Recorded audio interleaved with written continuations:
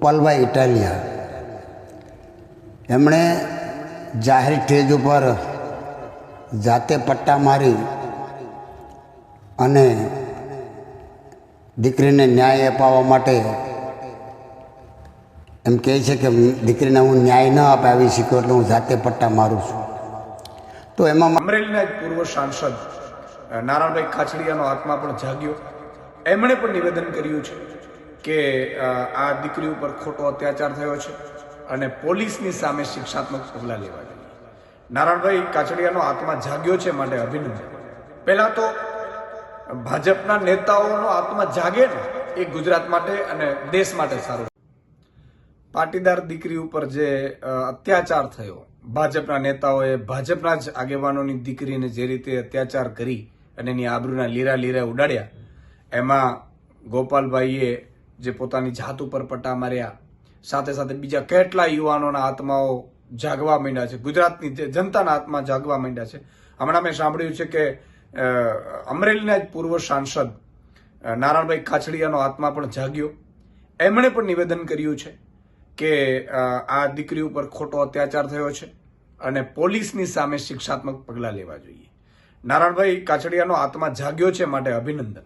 પહેલા તો ભાજપના નેતાઓનો આત્મા જાગે ને એ ગુજરાત માટે અને દેશ માટે સારું છે. કારણ કે નમાલા પણ અત્યારે થઈ ગયા છે. મોટાભાગના નેતાઓ ભાજપના માત્ર ને માત્ર એજન્ટ. અમે બોલીશું તો શું થઈ જશે, અમે બોલીશું તો શું ઈડી સીબીઆઈ આવી જશે, અમે બોલીશું તો પોલીસની રેડ કરાવશે, અમે બોલીશું તો અમારી જે જમીન ગૌચરની દબાવી છે એ ખાલી કરાવી દેશે, અમે બોલીશું તો પદ લઈ લેશે. આવા ડરમાં ભાજપના નેતાઓ જીવી રહ્યા છે. એમાં સમાજના આગેવાનો પણ આવી જાય જે ભાજપમાં છે.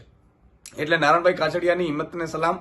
એમનો આત્મા જાગ્યો અને ગુજરાતની દરેક નાગરિકનું તો એમ કહું છું, તમારો પણ આત્મા જાગવું જોઈએ. ભાજપના બધા નેતાઓને પણ હું આહવાન કરું છું કે આ દીકરી એક પાટીદાર દીકરી છે એવું નહીં, આ ગુજરાતની દીકરી છે. આવી કેટલી દીકરીઓ ઉપર અત્યાચાર થાય છે, બળાત્કાર થાય છે, હત્યાઓ થાય છે, ગેંગરેપ થાય છે. તો બધાની આબરૂ માટે આપણે સૌની આત્મા જાગવો જોઈએ ને ભાજપને સવાલ કરવા જોઈએ. બીજો મુદ્દો એ છે કે એમણે કીધું કે પોલીસ ઉપર શિક્ષાત્મક પગલાં લેવા જોઈએ. બિલકુલ એસપી સહિતના લોકો સામે સસ્પેન્શન સહિતના અને ઇન્ક્વાયરી બેસાડવાના પગલાં લેવા જોઈએ. સાથે એસપીને સૂચના આપનાર જે પણ હોય, દંડક હોય, ધારાસભ્ય હોય, એમની સામે પણ પગલાં લેવાવા જોઈએ કે જેથી કરીને કોઈ ભાજપનો પીઠું બીજો જે બીજા ભાજપના જે નેતાઓ જે હોય કે દીકરીઓ હોય એની આબરૂ ઉપર હાથ નાખતા પહેલા 100 વાર વિચારે. માત્ર પોલીસથી છૂટી જશે તો પછી પેલો બીજો ધારાસભ્ય છે એને પાછું એમ થશે. એટલે ભાજપના જે ધારાસભ્યએ એસપીને ફોન કર્યો હોય કે જેને ધમકીઓ આપી હોય કે આ દીકરીઓને આવી રીતે આબરૂ લીલામ કરો, એમના ઉપર પણ કાર્યવાહી થવી જોઈએ. એમને પણ જેલની સજા થવી જોઈએ. એમને પણ કોયડા પડવા જોઈએ, જનતાના કોયડા પડવા જોઈએ. તો આ નારાયણભાઈને ફરીથી અભિનંદન આપું છું. ગુજરાતના બીજા ભાજપના નેતાઓ પણ આત્મા જાગે, એમના પણ વિડીયો આવે અને ગુજરાતના તમામ નાગરિકો જે ભાજપના ખાસ છે, જે એજન્ટો બનીને કામ કરે છે, જેમણે આંદોલનો પણ કર્યા પણ ચૂપચાપ છે આ દીકરી માટે, એમના પણ આત્મા જાગે એવી પણ હું વિનંતી કરું છું. જય હિન્દ, જય જય ગરવી ગુજરાત. અમરેલીમાં જે લેટરકાંડ ચાલે છે અને જે છેલ્લા 8 દિવસથી સમગ્ર અમરેલીની પણ સમગ્ર ગુજરાતની અંદર જે અમરેલીનું નામ તમામ જગ્યાએ અત્યારે મોખરે લેવાશે, ત્યારે મારા પોતાને ઘેર પ્રસંગ હતો. મારા પૌત્રના લગ્ન હતા એટલે એમાં રોકાયેલો હતો. પરંતુ ગઈકાલથી ફ્રી થયો ત્યારે બધી જ માહિતી મેળવતા પૂછવામાં આવ્યું કે ભાઈ ગોપાલભાઈ ઇટાલિયા એમણે જાહેર સ્ટેજ ઉપર જાતે પટ્ટા મારી અને દીકરીને ન્યાય અપાવવા માટે એમ કહે છે કે દીકરીને હું ન્યાય ન અપાવી શક્યો એટલે હું જાતે પટ્ટા મારું છું. તો એમાં મારે એટલું જ કહેવાનું છે કે ભાઈ વિરોધ પક્ષની ભૂમિકા નિભાવે તેમાં મારે કશું કહેવાનું હોય નહીં. પરંતુ એટલું ચોક્કસ છે કે અમરેલીની અંદર જે ઘટના ઘટી એ અતિ નિંદનીય છે અને એને સખ્તમાં સખત શબ્દોમાં હું વખોડી પણ કાઢું છું અને એનો વિરોધ પણ હું કરું છું. ગમે તેવો સામે પડકાર હોય તો પણ કોઈ પણ દીકરી કોઈ પણ સમાજની હોય તેની સાથે આવી ઘટના ઘટે ત્યારે હરેક સમાજ માટે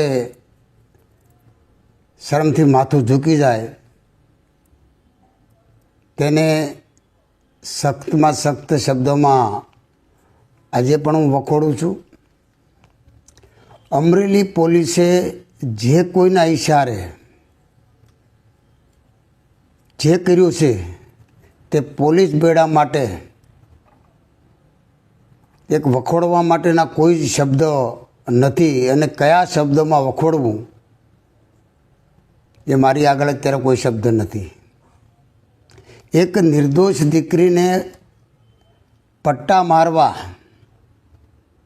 અને અમરેલીની ભર બજારમાં સરઘસ કાઢવું અને અમરેલીની પોલીસ સમગ્ર પોલીસ વિભાગનું માથું શરમથી ઝૂકી જાય તેવું કૃત્ય જ્યારે કરે તે માફ કરવાને પણ લાયક નથી.